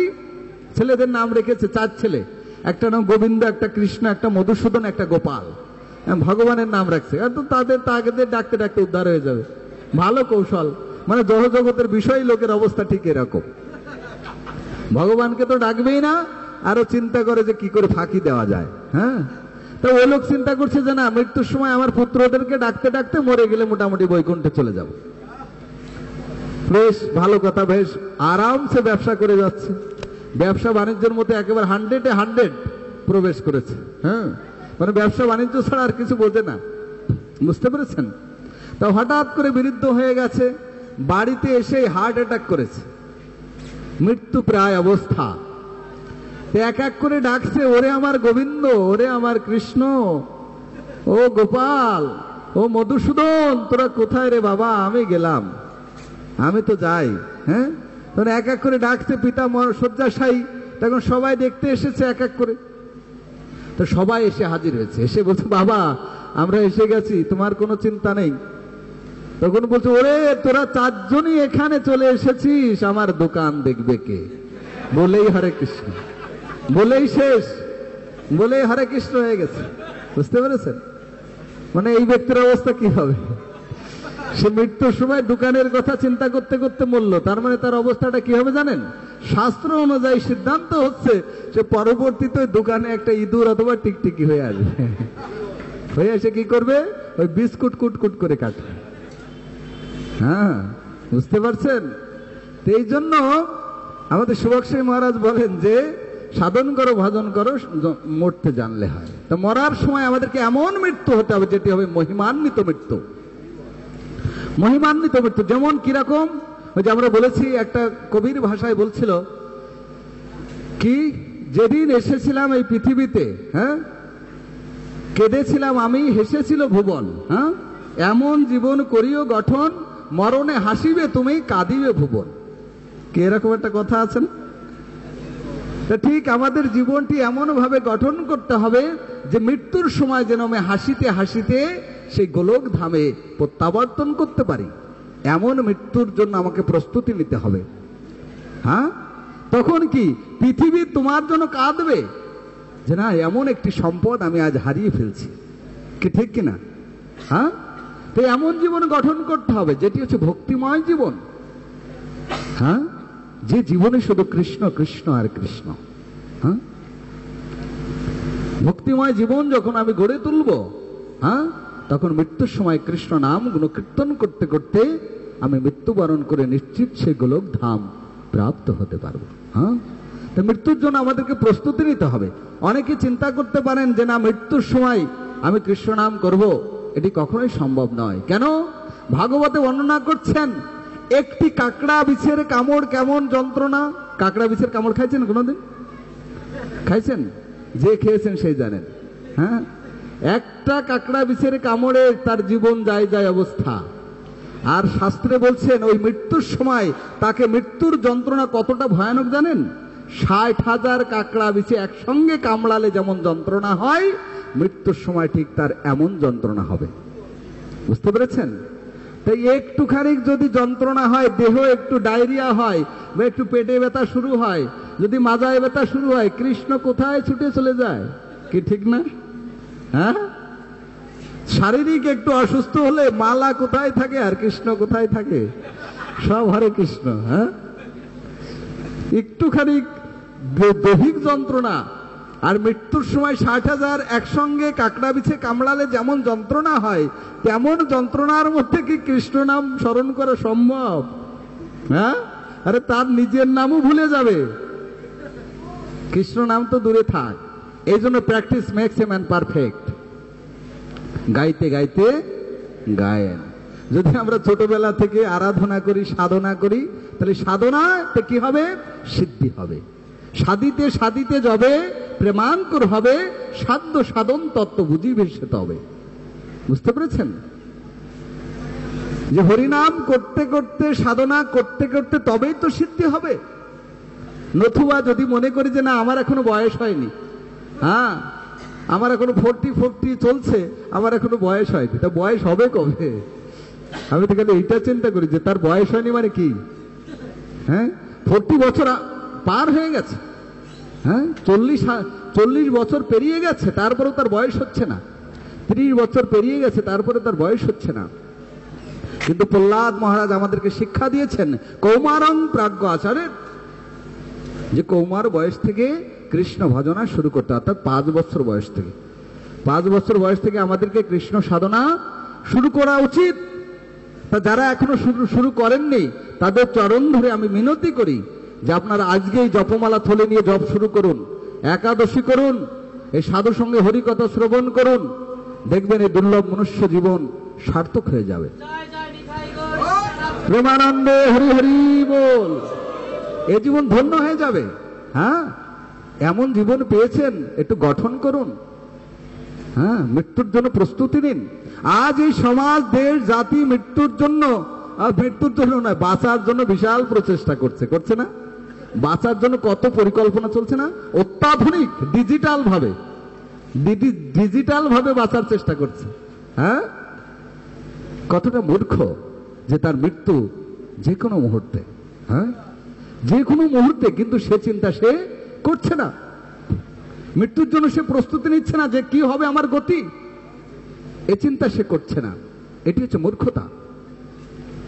জীবনের সবাই, এই সমাজে দেশে সবাই বাঁচার জন্য স্বপ্ন দেখাচ্ছে, কিন্তু একমাত্র ইসকন কি মৃত্যুর প্রস্তুতি গ্রহণের শিক্ষা প্রদান করছে, যে কিভাবে মৃত্যুর জন্য প্রস্তুতি গ্রহণ করতে হয়।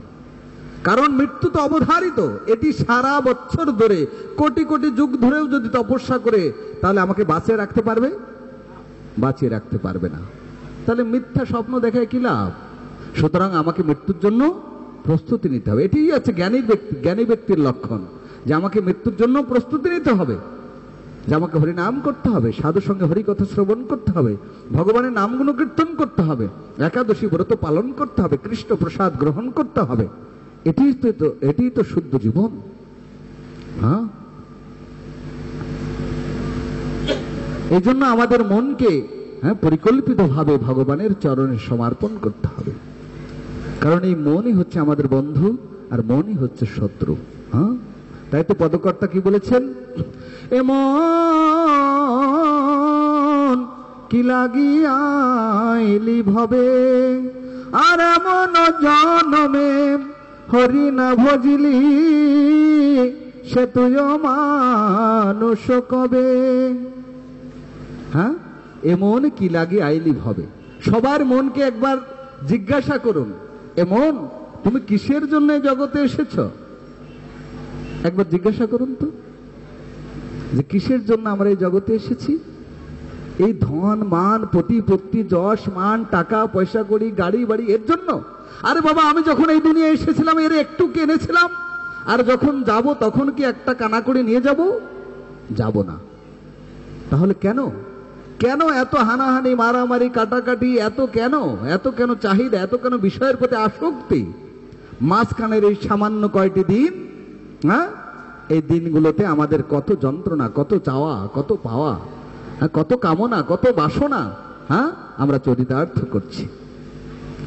কিন্তু প্রকৃত অর্থে আমি যদি আত্মতত্ত্বজ্ঞান লাভ করতাম, তাহলে আমি বুঝতে পারতাম যে আমার পরম পুরুষোত্তম ভগবান শ্রীকৃষ্ণের সেবাই হচ্ছে আমার পরম লক্ষ্য। হ্যাঁ, যারা জানতে পেরেছেন অলরেডি কৃষ্ণ ভাবনায় ভাবিত হয়ে তার জীবনকে অতিবাহিত করছেন এবং কৃষ্ণ নামের এই জাহাজে, হ্যাঁ, উঠেছেন। আর যারা এখনো ওঠেননি, দয়া করে উঠার চেষ্টা করুন। নোঙর লাগানো আছে, নোঙর লাগানো আছে, আপনারা উঠতে পারেন। বুঝতে পেরেছেন? তো যাই হোক, সুধী ভক্তবৃন্দ, আমি আর দীর্ঘায়িত করতে চাই না আপনাদের মূল্যবান সময়। আরো রাত হয়ে যাচ্ছে, আপনারা সবাই গৃহে ফিরে যাবেন। তবে আপনাদের কাছে আমার করজোড়ে মিনতি, দেখুন আজকের এই প্রেক্ষাপটটা দেখুন যে আজ ইসকন এই ইয়াং জেনারেশন কেন আসছে, আমার মতো ছেলেরা কেন আজ এখানে বসে কৃষ্ণ কৃষ্ণ করবে, কি পেয়েছে এর মধ্যে? আজ ইয়াং জেনারেশন এই ইসকন মন্দিরে এসে উদ্দণ্ড নৃত্য কীর্তন করছে কেন? কি পেয়েছে এর মধ্যে?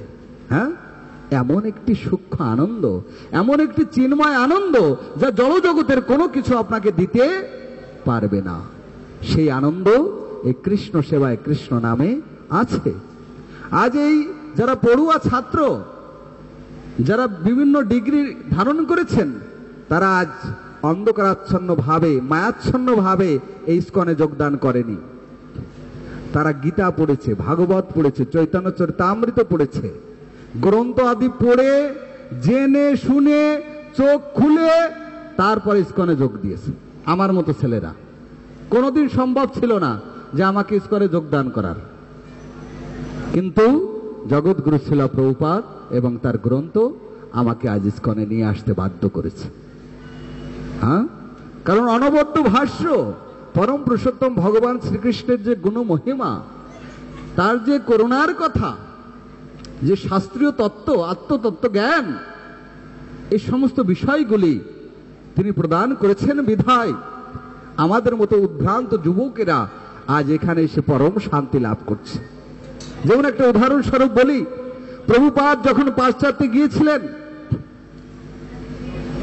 যখন আমেরিকাতে গিয়েছিলেন, আমেরিকার বিশিষ্ট ধনাঢ্য ব্যক্তি নাম কি ছিল জানেন? Alfred Ford. ফোর্ড কোম্পানি জানেন? বেডফোর্ড কোম্পানি, এই যে ট্র্যাকগুলোর যে ইঞ্জিন, বেডফোর্ড কোম্পানি, হ্যাঁ, বলছে সব বেডফোর্ড কোম্পানির। তার মিনিটে, অর্থাৎ মিনিটে 60টি ইঞ্জিন বের হতো। সারা পৃথিবীর মধ্যে বিখ্যাত ধনী ব্যক্তিত্ব, প্রত্যেক দিন এক একটা নতুন নতুন নিউ মডেলের, হ্যাঁ, নিউ মডেলের গাড়ি পরিবর্তন করতেন, নিয়ে আসতেন আর অন টাইম ইউজ করতেন, অন টাইম। হ্যাঁ, এত ধনী ছিলেন। তার এই টাকা পয়সা করি, গাড়ি বাড়ি, স্ত্রী ছেলে মেয়ে, কোনো কিছুর অভাব ছিল না। হ্যাঁ, কিন্তু অভাব ছিল একটির, হৃদয়ে শান্তি ছিল না। হ্যাঁ, বুঝতে পেরেছেন? তার মানে কি, যে কেহ থাকে পাঁচতলায়, ত্রিতাপ জ্বালায় দুঃখ পায়, আর কেহ থাকে গাছতলায়, সুখের বাতাস গায়ে লাগায়। হ্যাঁ, যে কেহ গাছতলায় থেকে আনন্দে কৃষ্ণ ভজনা করে, হ্যাঁ, সুখের বাতাস গায়ে লাগাচ্ছে, আর কেউ 5 তলা 10 তলার পরে থেকেও কি ত্রিতাপ জ্বালায় ছটপট করছে। বুঝতে পেরেছেন? তাই আলফ্রেড ফোর্ড এত ধনাঢ্য হওয়া সত্ত্বেও তার হৃদয়ে কি বিন্দু মাত্র শান্তি ছিল না। তাই তিনি চিন্তা করছেন যে এই জগতে আমার এত কিছু থাকা সত্ত্বেও হৃদয়ে যেহেতু আনন্দ নেই, শান্তি নেই, তাহলে এই জীবন আমি আর রাখবো না। আমি আগামীকাল নিউ মডেলের গাড়িটা ক্রয় করে নিজে ড্রাইভিং করতে করতে পাহাড়ের পর থেকে ফেলে দিয়ে আত্মহত্যা করে মারা যাব, এই সিদ্ধান্ত গ্রহণ করেছেন যে তিনি গাড়ি চালাইতে চালাইতে পাহাড়ের পর থেকে ফেলে দিয়ে আত্মহত্যা করবেন। বেশ ভালো কথা। আগামীকাল তিনি গাড়িটি নিয়ে এসেছেন নিউ মডেলের, নিজেই ড্রাইভিং করছেন, কিন্তু ভগবানের কি ইচ্ছা যে ওই গাড়িতে রেডিওটি তিনি ছেড়ে শুনতে শুনতে যাচ্ছিলেন। হ্যাঁ, তখন শ্রীল প্রভুপাদ আমেরিকার একটি রেডিও স্টেশন থেকে তিনি হরিকথা বলছিলেন, গুরুত্বপূর্ণ হরিকথা ইংলিশে বলছিলেন, যে হু এম আই, আমি কে, কি আমার পরিচয়, আমি কোথা থেকে এসেছি, কি আমার কর্তব্য, এই দুর্লভ মনুষ্য জীবনকে কিভাবে সার্থক করা যায়, কিভাবে প্রকৃত শান্তি, প্রকৃত আনন্দ, কিভাবে প্রকৃত সুখ আস্বাদন করা যায়, এই বিষয়গুলি শ্রীল প্রভুপাদ তখন ব্যক্ত করছিলেন। আর এগুলি যখন ওই যে প্রভুপাদের শুদ্ধ মুখে যখন এই হরিকথা, কৃষ্ণ কথা, বীর্যবন্ত হরিকথা কানের ভিতর দিয়া মরমে পশিল গিয়া, হ্যাঁ, কানের ভিতর দিয়ে যখন হৃদয়কে স্পর্শ করেছে, সঙ্গে সঙ্গে চিন্তা করছে, হ্যাঁ দেখি এরকম কথা তো আমি জীবনে কোনোদিন শুনিনি। তিনি সঙ্গে সঙ্গে রেডিও কোন স্টেশন থেকে বলছে, তিনি এটি শুনে সঙ্গে সঙ্গে তার আর মরা হলো না, স্টেশনটি ঘুরে তিনি চলে গেলেন রেডিও স্টেশনে। আর মরা হলো না। রেডিও স্টেশনে গিয়ে শ্রীল প্রভুপাদ যখন বেরিয়ে আসছেন, হ্যাঁ, তিনি সেই গেরুয়া বসনধারী সন্ন্যাসী, হাতে একটি দণ্ড, কি অপূর্ব জ্যোতি বের হচ্ছে যেন, তাকে দর্শন করে বললেন যে একটু আগে কি আপনি রেডিও স্টেশন থেকে এই কথাগুলি বলছিলেন? তো যে হ্যাঁ। বলছে আপনি কোথা থেকে এসেছেন? তো হচ্ছে আমি ভারতবর্ষ থেকে এসেছি। হ্যাঁ, তো উঠুন আমার গাড়িতে, কথা আছে আপনার সঙ্গে। প্রভুপাদ বিন্দু মাত্র তিনি ভয় পেতেন না কাউকে, এই জন্য তার নাম অভয়। অভয় চরণার বিন্দু ভক্তি বেদান্ত স্বামী প্রভুপাদ, অর্থাৎ তিনি অভয় চরণে শরণ গ্রহণ করেছিলেন, তাই তিনি অভয়। অভয় চরণ কার? কৃষ্ণের। যে কৃষ্ণের চরণে আশ্রয় গ্রহণ করে সে হচ্ছে অভয়, কারণ তার আর কোনো ভয় থাকে না। দেখ, যেহেতু শ্রীল প্রভুপাদ সম্পূর্ণ সর্বান্তকরণে কৃষ্ণের চরণে সমর্পিত ছিলেন, তাই তার কোনো ভয় ছিল না। হ্যাঁ, তিনি সাহসের সহিত তিনি আমেরিকাতে একা একই প্রচার করেছেন। হ্যাঁ, শ্রীল প্রভুপাদকে যখন নিয়ে গেলেন আলফ্রেড ফোর্ড, সেখানে অনেক প্রশ্নের অবতারণা হলো। শ্রীল প্রভুপাদ সমস্ত প্রশ্নের উত্তর দিলেন এবং এক পর্যায়ে তিনি বললেন যে আপনি যদি সত্যিকারের হৃদয়ে প্রকৃত শান্তি আনয়ন করতে চান, তাহলে আপনাকে একটা কাজ করতে হবে। কি কাজ? যে 4টি নো করতে হবে, 4টি জিনিস আপনার জীবন থেকে বাদ দিতে হবে, আর একটি ইয়েস করতে হবে। যে সে কি? হ্যাঁ, 4টি নো করতে হবে মানে কি?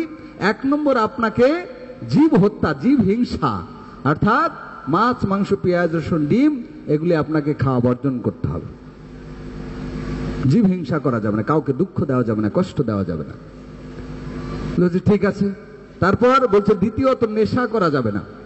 পান, বিড়ি, চা, সিগারেট, মদ, গাঁজা, আফিন, হিরোইন, এলএসডি, এই যে নেশা জাতীয় দ্রব্য গ্রহণ করা যাবে না। বলছে ঠিক আছে। তারপরে দ্রুত ক্রিয়া করা যাবে না। তাস, পাশা, দাবা, জুয়া, এই মন চঞ্চল জনিত যে কোনো ধরনের প্রতিযোগিতামূলক খেলাধুলা করা যাবে না। অবাক হয়ে যাচ্ছে একদিক থেকে যে না, এটি তো আমাদের জীবনের চিরাচরিত একটা স্বভাব। হ্যাঁ, পাশ্চাত্য দেশে এইগুলি সবচেয়ে বেশি হয়, আর এইগুলিকেই প্রভুপাদ বাদ দিতে বলেছেন। যে সত্যিকারে তুমি যদি প্রকৃত শান্তি পেতে চাও, তাহলে এগুলি তোমাকে পরিহার করতে হবে। চতুর্থত কি? চতুর্থ হচ্ছে অবৈধ সঙ্গ।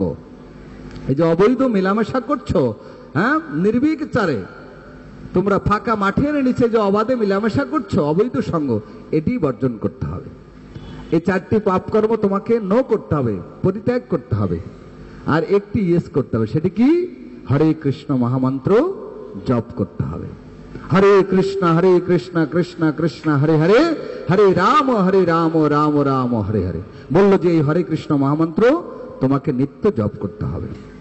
যদি তুমি এই 4টি পাপকর্ম পরিত্যাগ করে এই শুদ্ধ হরে কৃষ্ণ মহামন্ত্র জপ করো, যদি 3 মাসের মধ্যে যদি তোমার হৃদয়ে প্রকৃত শান্তি আস্বাদন না হয়, তাহলে তুমি আমার ওই মালা থলি যা দিয়েছি সবকিছু ফেরত দিয়ে যাবে।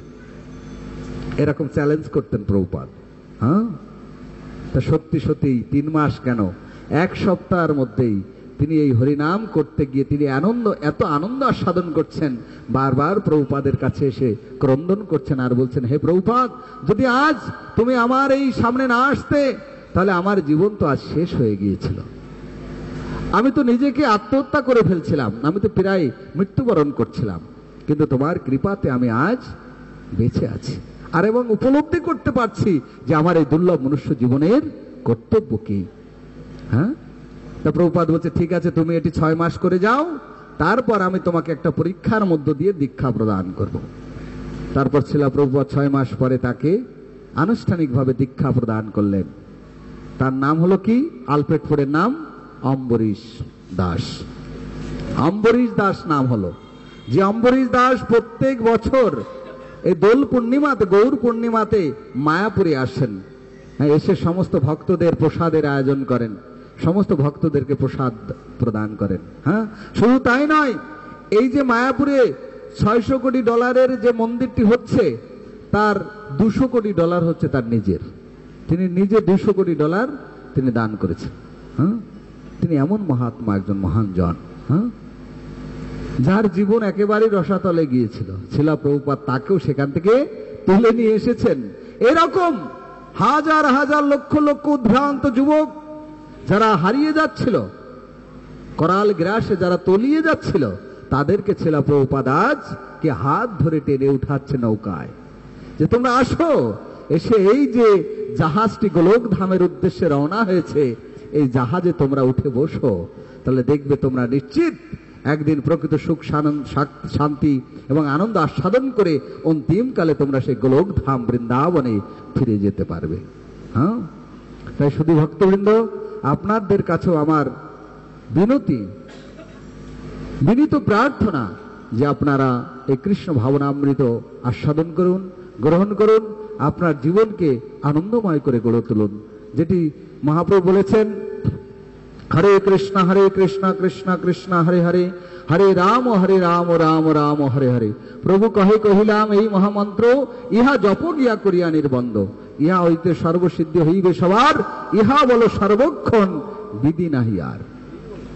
অনেকে প্রশ্ন করতে পারেন যে আমি তো মাছ এখনো খাই, আমি তো এখনো সুন্দরভাবে শুদ্ধ হয়নি, আমি তো এখনো দীক্ষা নেয়নি, আমি তো শূদ্র, আমি তো স্ত্রী জাতি, আমি তো অধপতিত, আমি কি হরিনাম করতে পারবো? মহাপ্রভু বলছে হ্যাঁ তুমি পারবে। বলছে কে হরিনাম করার যোগ্য? কি পবিত্র, কি অপবিত্র, কি দীক্ষিত, কি অদীক্ষিত, কি আমিষাসী, কি নিরামিষাসী, কি ধনী, কি কুলীন, কি মানি, কি অমানি, বলছে সবাই হরিনাম জপ করার অধিকার মহাপ্রভু দিয়েছেন। এই জন্য মহাপ্রভুকে বলা হয় মহাবদান্য অবতার। হ্যাঁ, তিনি আচণ্ডালে হরিনাম বিতরণ করেছেন। এই হরিনাম করলে কি হয়? ইহা হইতে সর্বসিদ্ধি হইবে সবার, ইহা বলো সর্বক্ষণ বিধি নাহি আর। কি ভোজনে, কি শয়নে, কি বা জাগরণে, অহর নিশি চিন্ত কৃষ্ণ বলহ বদনে। কৃষ্ণ বিস্মৃতি যদি আমাদের দুঃখের কারণ হয়, তাহলে আমাদের কি করা উচিত? সদা সর্বদাই কৃষ্ণকে স্মরণ রাখা উচিত। অর্থাৎ always remember Krishna, never forget Krishna. হ্যাঁ, যে আমরা সদা সর্বদাই কৃষ্ণকে স্মরণ করব, একটা মুহূর্তের জন্য যেন পরম পুরুষোত্তম ভগবান শ্রীকৃষ্ণকে আমরা ভুলে না যাই। হ্যাঁ, কারণ কি? কারণ যেই নাম সেই কৃষ্ণ ভজ নিষ্ঠা করি, নামের সহিত আছেন আপনি শ্রীহরি। কারণ যেই নাম সেই কৃষ্ণ। এই কলিকালে নাম রূপে কৃষ্ণ অবতার, এই কলিকালে স্বয়ং কৃষ্ণ অবতার কি রূপে? নাম রূপে। কি নাম? হরে কৃষ্ণ কৃষ্ণ কৃষ্ণ হরে হরে, হরে রাম রাম রাম হরে। হ্যাঁ, এই হরিনাম, এই হরিনামের মধ্যে তিনি সাক্ষাৎ অবস্থান করছেন। সমাজে আমরা অনেকে নিজেকে বড় বলে দাবি করি। মহাপ্রভু বলছেন কে বড়? হ্যাঁ,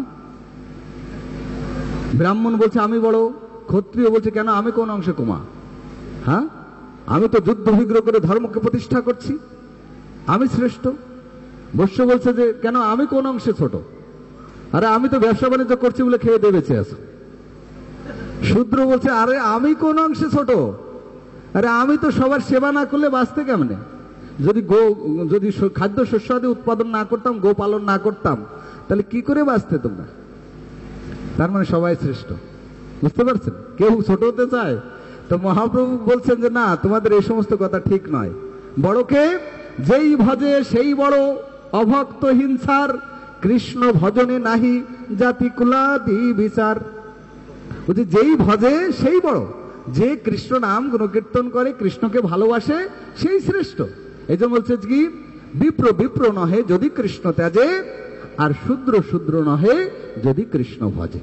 অর্থাৎ মুচি হয়ে সূচি হয় যদি কৃষ্ণ ভজে, আর সূচি হয়ে মুচি হয় যদি কৃষ্ণ তেজে। বুঝতে পারছেন? এই জন্য কৃষ্ণ আরাধনা করতে হবে, কৃষ্ণ ভজনা করতে হবে, হ্যাঁ, তবেই তিনি হচ্ছেন শ্রেষ্ঠ। তো যাই হোক, সুধী ভক্তবৃন্দ, আপনার সবাই হরিনাম করুন, সুখে থাকুন এবং ভগবানের নাম গুণকীর্তন করুন, ভগবানকে জানতে চেষ্টা করুন এবং সমস্ত পাপকর্ম আদি পরিত্যাগ পূর্বক হরে কৃষ্ণ মহামন্ত্র আশ্রয় গ্রহণ করুন, একাদশী ব্রত পালন করুন এবং ভক্তের সঙ্গে হরিকথা, কৃষ্ণ কথা, ভাগবত কথা শ্রবণ করুন। কেন? এই যে ভক্তি জীবনটা আমরা পালন করছি, এটিকে রক্ষা করবে কে? হ্যাঁ, কে রক্ষা করবে? বেড়া। মানে আমরা যে খাদ্য শস্য আদি যা লাগাই, যদি ছাগল গরুর থেকে রক্ষা পেতে হয় তাহলে কি করতে হয়? বেড়া দিতে হয় না? হ্যাঁ, বেড়া না দিলে কি যে কোনো সময় এসে খেয়ে মাথা মুড়িয়ে নেবে। তো তদ্রূপ আমাদের ভক্তি জীবন, আমরা যে ভক্তি জীবন পালন করছি বা ভক্তি যোগে অগ্রসর হয়েছি, হ্যাঁ, তো এখানে বেড়া দিতে হবে। কি বেড়া? সাধু সঙ্গরূপ বেড়া। বুঝতে পেরেছেন? বেড়াটা কি? সাধু সঙ্গরূপ বেড়া, অর্থাৎ সদা সর্বদাই সাধু সঙ্গে অবস্থান করতে হবে, তবে আমার ভক্তি কখনো নষ্ট হবে না। ছাগল গরুতে মুড়িয়ে খাবে না। ছাগল গরু মানে কি জানেন? মায়ার কলি। মায়ার কলি যে কোনো সময় অ্যাটাক করে আমার মাথা মুড়িয়ে খেতে পারবে না যদি সাধু সঙ্গ থাকে। বুঝতে পেরেছেন? সাধু সঙ্গ হচ্ছে প্রোটেক্ট। এই জন্য বলছেন সাধু সঙ্গ সর্বশাস্ত্রে কয়, লবমাত্র সাধু সঙ্গ সর্বসিদ্ধি হয়। হ্যাঁ, এই জন্য যত বেশি পারেন মন্দিরে আসবেন, সাধু সঙ্গ করবেন।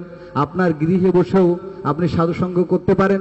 যদি আমাদেরকে আহ্বান করেন যে না, আপনার গৃহে আহ্বান করেন যে না, এখানে আসুন, এখানে গীতা পাঠ করুন, এখানে একটু হরিকথা কৃষ্ণ কথা যেন হয়, ঠিক আছে, আমরা তাও যাব। কারণ আমাদের সেরকম একটি প্রোগ্রাম আছে, ভক্তি বিশ্ব প্রোগ্রাম, যে আমরা প্রত্যেকটি ঘরে ঘরে গিয়ে কিভাবে কৃষ্ণ ভজনা করতে হয়, কিভাবে আরাধনা করতে হয়, কিভাবে পূজা করতে হয়, কিভাবে ভোগ নিবেদন করতে হয়, কিভাবে শুদ্ধভাবে কৃষ্ণ আরাধনা করতে হয়, এই ভক্তি বিশ্ব প্রোগ্রামটি প্রত্যেকটি ঘরে ঘরে করে আপনার ঘরটাকে একটা মন্দির করে দিতে পারে। তাই যদি আপনারা কখনো আহ্বান করেন, তাহলে আপনাদের কাছে ভক্তি বিশ্বের ভক্তরা, নামট্টের ভক্তরা এবং বিভিন্ন ডিপার্টমেন্টের ভক্তরা আপনার ঘরে গিয়ে আপনার ঘরটিকে মন্দির করে দিতে পারে। হরে কৃষ্ণ। তাই যাই হোক, গৃহে বসেই আপনি কৃষ্ণ ভজন করতে পারবেন। অন্যথায় যদি আপনি মন্দিরে আসুন, তাও ভক্ত সঙ্গের মধ্য দিয়ে আপনি আপনার জীবনকে অগ্রসর করুন, এই প্রার্থনা করি। এবং আপনারাও আমাকে প্রার্থনা করুন বা আমাকে আশীর্বাদ করুন যে আমি যেন জীবনের শেষ মুহূর্ত পর্যন্ত কৃষ্ণ নাম গুণ কীর্তন করে সাধু সঙ্গে আমার জীবনকে অতিবাহিত করতে পারি। হরে কৃষ্ণ। আপনাদের যদি কারো কোনো জিজ্ঞাসা বা কোনো প্রশ্ন থাকে তাহলে স্বল্প সময়ের জন্য করতে পারেন, কারণ রাত খুব অধিক হতে চলেছে।